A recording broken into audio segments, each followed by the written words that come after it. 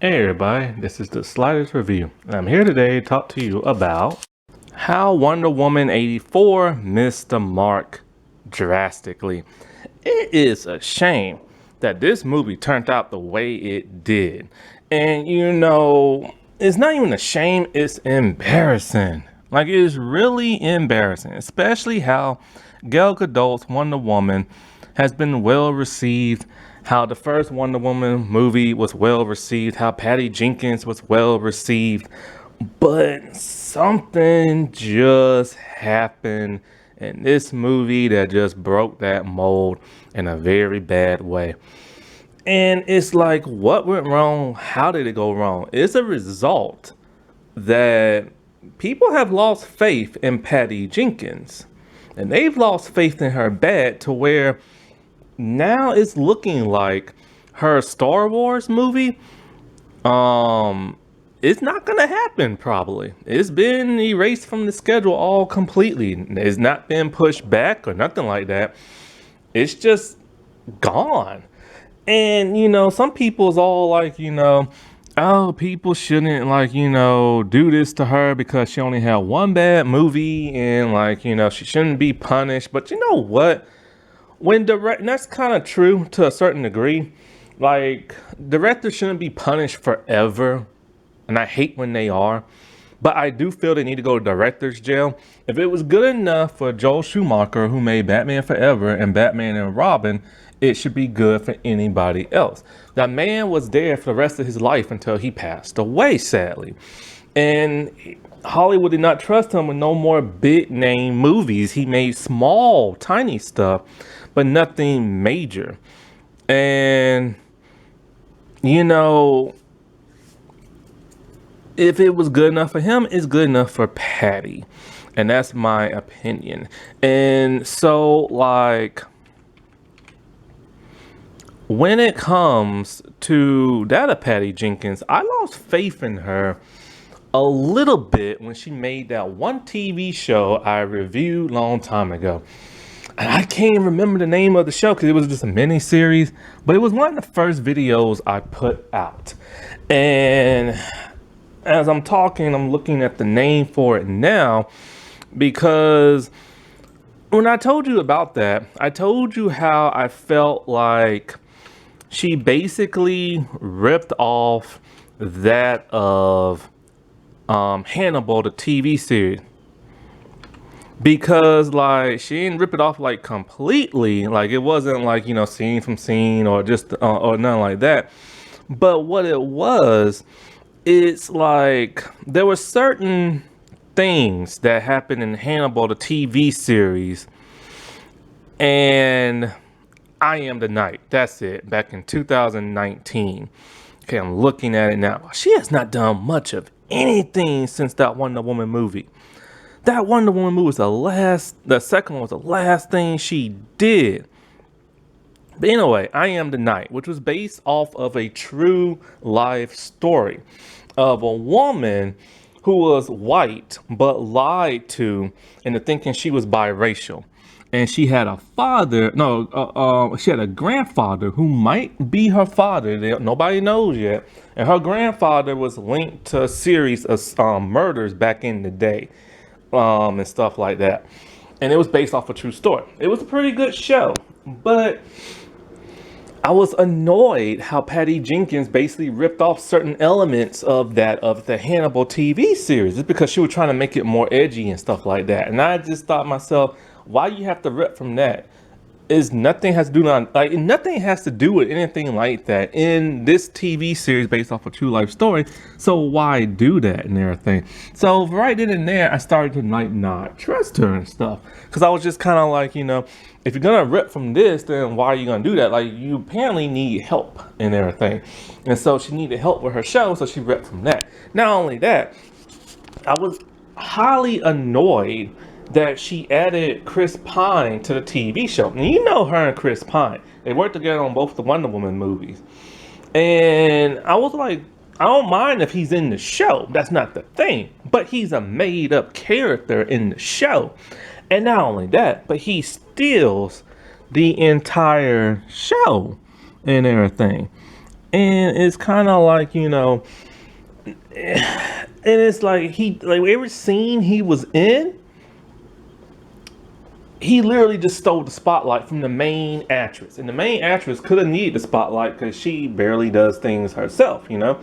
And so, like, that really annoyed me. And I'm just kind of like, why make him into like a super cop and everything? Like, yeah, there were cops back in the day who was investigating that stuff, but she did an amalgamation of all those cops and made up her own and literally made him steal the spotlight, which is why I call him her golden boy and stuff, because that's literally like, whenever she needs, like,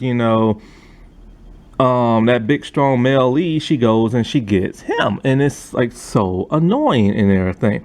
And she crammed him into like the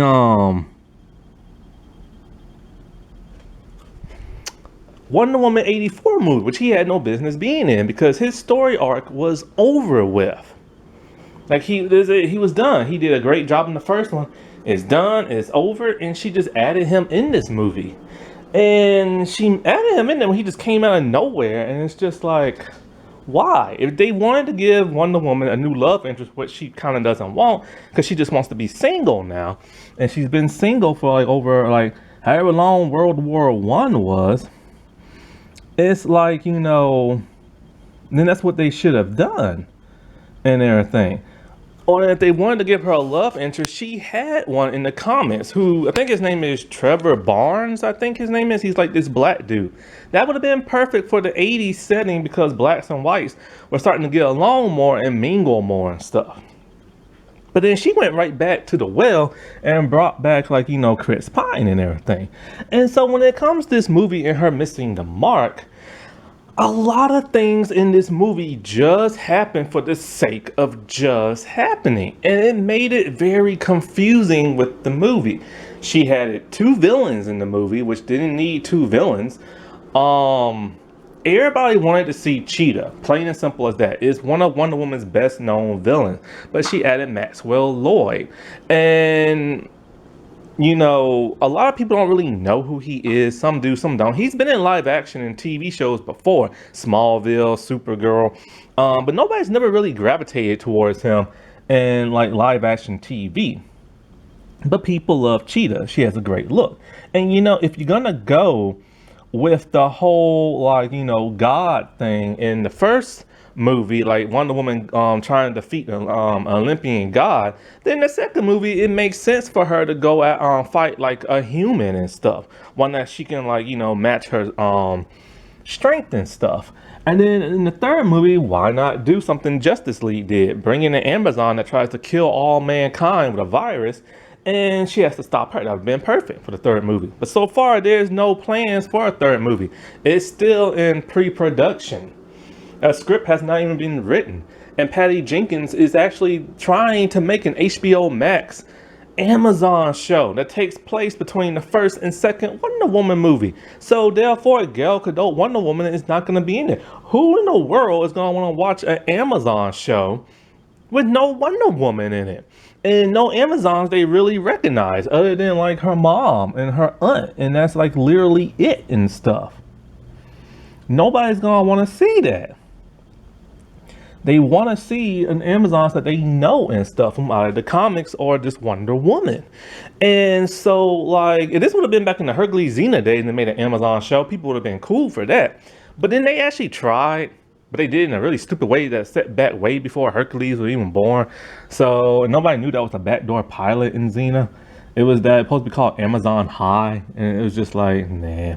But they messed that up when they did that. But anyway, so with this movie, it's like so many things just randomly happen. Everybody's acting is off, which is shocking and surprising because, like, they gave him better performances in the past. Now, a lot of people keep saying Gal Gadot can't act. Yes and no. Like, there are times she can, and there are times that she can't. It mostly has to do with her accent. It's so strong and so thick. She doesn't convey her words like that of an English speaking person. You know what I'm saying? And sometimes because of that, you know how when your voice changes, your expression changes when you know you mess up. So it's like, her acting is sometimes off, and like her acting was off in this movie. Like sometimes it was good, and sometimes it was just like bad. And it's almost like she just didn't care. And maybe when she read the script, maybe she didn't care because she did a pretty good job. I remember in Wonder Woman, she did a pretty good job in those Fast and Furious movies. She did a good job in Batman v Superman. Like I watched the scene when she first met Bruce. I'm like, man, her acting is good. And you know why it was better in those movies? Because she had a director who actually directed her whenever she messed up and everything. Patty Jenkins had this whole notion in her head is finally I get to do what I want and nobody can tell me what to do. Because that's what happened in the first Wonder Woman movie. And so this time, she didn't even try to get a good performance out of her stars. And, and it's quite a shame. Then you have like the dude Pedro Pascal who played Maxwell and everything. Now Pedro is a very good actor. I've seen him in some stuff. He was too over the top in this movie. He was just having a good old time. And somebody needed to bring him down back to earth and everything because he was just too over the top in his performance to where the villain was just so zany and everything. Then there's Kristen Wiig. And, not to crap on her, but I know her best from SNL. And she's great in SNL, But the thing about SNL is not comedy, it's sketch comedy acting. Sketch comedy acting is much different from comedy acting, drama acting, and action acting.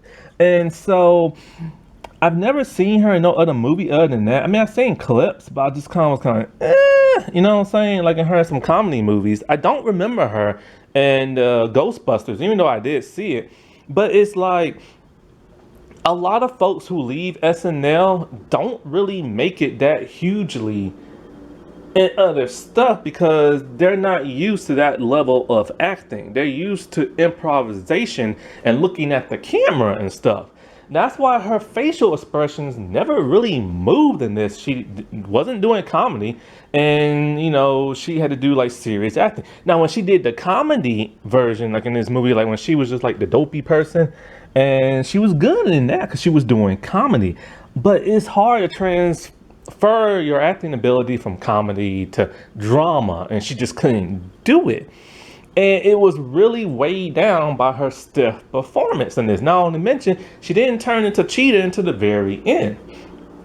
And Chris Pine was just Chris Pine and everything, And so when it actually does come to this movie, the biggest mark they missed was things just happened for the sake of happening.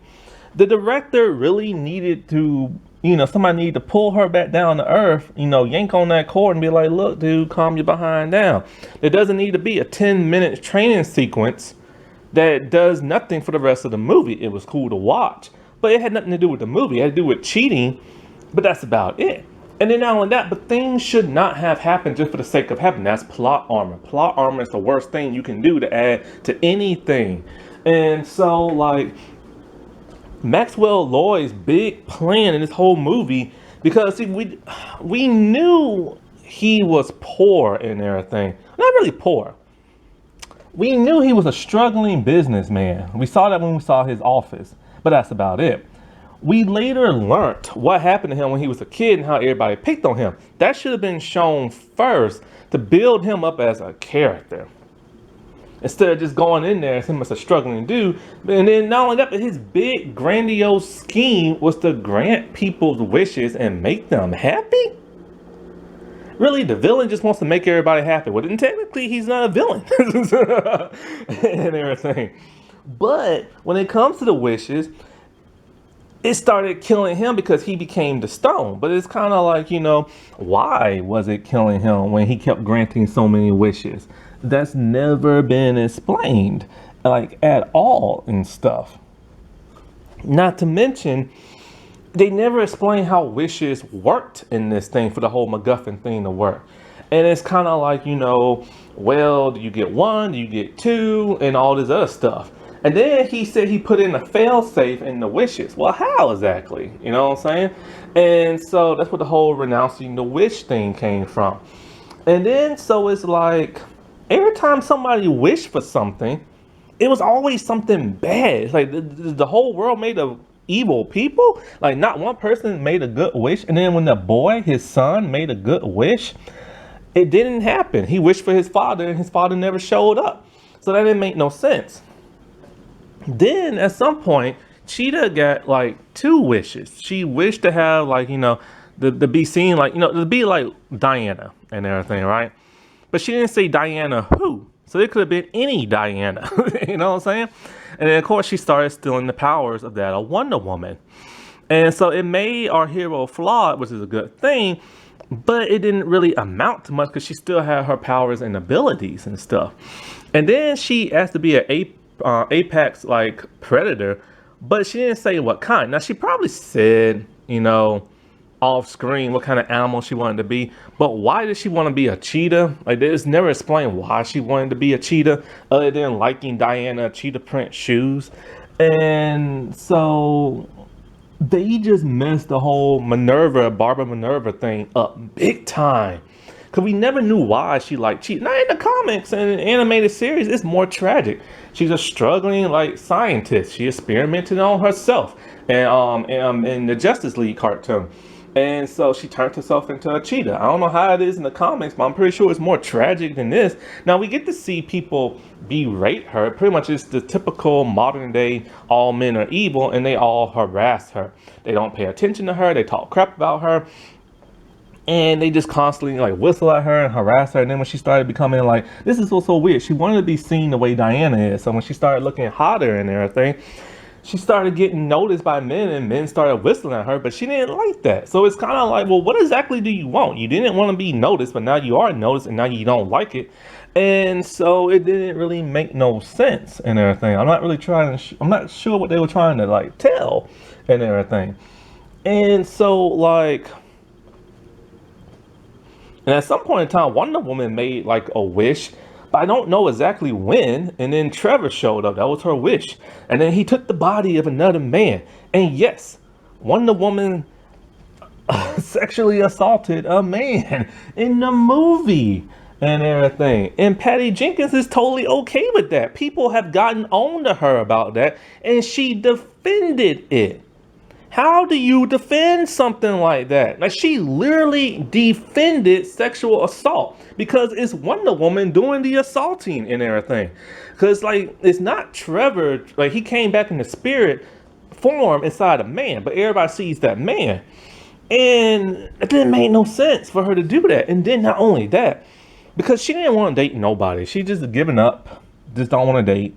And then finally, when she had to renounce her wish and Trevor leaves and everything, like, she sees this man again, and now all of a sudden she's into him and want to date him only because she banged him without his consent. What kind of mess is that? Like, she made Wonder Woman into a terrible person. And then the other big mistake that she made in this movie was Diana all of a sudden getting all these powers out of like nowhere. Like when they had to steal a jet, Diana, like somehow the jet had fuel in it. When it's in a museum, I don't understand how that works. It don't happen like that in real life. They don't put gas and stuff inside of like a jet. But then they stole the jet, and then Steve is from World War I. How in the world is he able to fly a jet in the 1980s? How is he able to drive a car in the 1980s? That technology is so different. But yet he didn't know what a trash can was, and they had trash cans back then. And so like the thing Patty Jenkins tried to do is she tried to be more like whatever that Linda Carter, whatever year that came out, her Wonder Woman show. So they tried to have the whole invisible jet thing. And so Wonder Woman all of a sudden is like, oh, I have to escape the radar. She's like, I remember when I was a kid, my father made Themyscira like disappear. And I always wondered how he did it. So I've been practicing. And so like She's all like, I made a cup disappear, but I was unable to find it. Now that was a funny joke. I'll give them that. But when did she do that? Because she didn't know Zeus was her father as a kid. She only knew as an adult. So she's been trying as an adult. And so like she made the plane just like disappear and everything. And I'm just like, that just happened out of plot armor. It was so tacky and everything. Then all of a sudden, now she has the ability to fly. When? She's never flown. She didn't fly in the Wonder Woman movie. She didn't fly in the Justice League movie, in Batman v Superman that's set in the future. So why all of a sudden she could fly in the 80s and then all of a sudden she forgot? And then she only flew. It just came out of nowhere for her to think, maybe I should fly. And then she started flying and everything. It's like crap just happened just to happen in this movie. And this is why people don't trust Patty Jenkins no more. And then her lasso has a mind of its freaking own. In the past, her lasso basically was just used to like tie up stuff, grab stuff, sling things around and make people tell the truth. Now it has the ability to see memories and stuff and let people see memories. And now it has the ability to grab anything, even a bullet. Yes, a bullet flew out of a gun and she was able to catch it with the lasso. No. Like, no.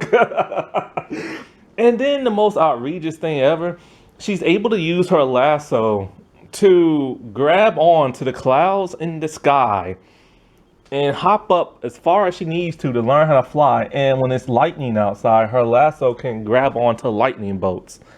No. Yes, this is a comic book movie, but no. That don't make no sense. It makes the movie look stupid. It makes the writers look stupid. It makes the actress look stupid. It makes the director look stupid. Then all of a sudden, out of nowhere, she finds like this golden armor that belonged to another Amazon who left Themyscira. Never no mention of that in the first movie. And so somehow she has it. Very quick scene explaining how she got it. It's not even that well written. And then so she needs to fight Cheetah at the end of the movie and stuff. And so like, I think they said that Zeus or the Amazons or whatever took all the gold in the world and made this suit. Or maybe the Amazon took all this gold in the world and made the suit. So technically it's not a suit made of the gods. That's how Cheetah was able to like tear through it and everything. But if it was made by Zeus, then technically Cheetah should not have been able to break through it. But the suit is crap because it gets ripped to shreds and everything. And then the kicker is after all these people wish for bad stuff and all this bad stuff is happening, nukes are going off, she's able to use her lasso on what's his name, make him see the error of his ways, because you know it can make you see visions now. And when he's broadcasting to the entire world somehow through like, you know, human technology and stuff, somehow she's able to project that all around the people so they can hear her and everything and tell them to renounce their wish. But, you know, and so that's how all the wishes go away. You renounce it and then everything goes back the way it was before. And it's just kind of like, really? Really? This is some Aladdin genie in a lamp crap.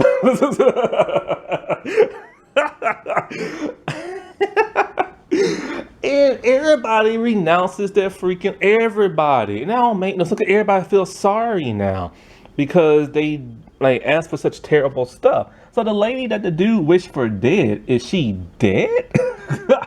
And not only that, but why would Cheetah renounce her wish for? And that's something she wanted so badly. It makes no sense. And then don't even get me started on Maxwell's son. He told him, hey, stay in this room. And he literally stayed there for like days or weeks or whatever. And not only that, but how did Wonder Woman ever get to where she had to go in the other country so fast and back to America so fast? And as soon as she did driving on the road, they see Maxwell Lord out of nowhere. That is such plot armor. So this movie is a train wreck. Plain and simple as that. And it's a shame, it's an embarrassing. They missed the mark dramatically in this movie. And it shouldn't have been this bad. And this is why people have lost faith in Patty Jenkins and stuff. And it's sad because people like I used to like Patty Jenkins. But now we see why Marvel fired her behind. Because she was supposed to make Thor 2. But she said she wanted to make it into a love movie. They said no and they fired her. And then so she went over to DC and she finally got to make her romance superhero movie. And we see how badly that is. Apparently, Patty Jenkins needs somebody to guide her because it just was not working. She allowed all this craziness to happen in the movie. And, you know, I don't get that at all and stuff. And it's like, cause I remember she fired all the people from the first movie who was like Zack Snyder's people. She fired all of them, the choreographers, the writers, all of them. And then she went with Jeff Jones's people. And we see how that has turned out. That turned out bad. Very, very, very bad. Mufasa did not die for this. Alrighty, well, I'll talk to y'all later. Bye.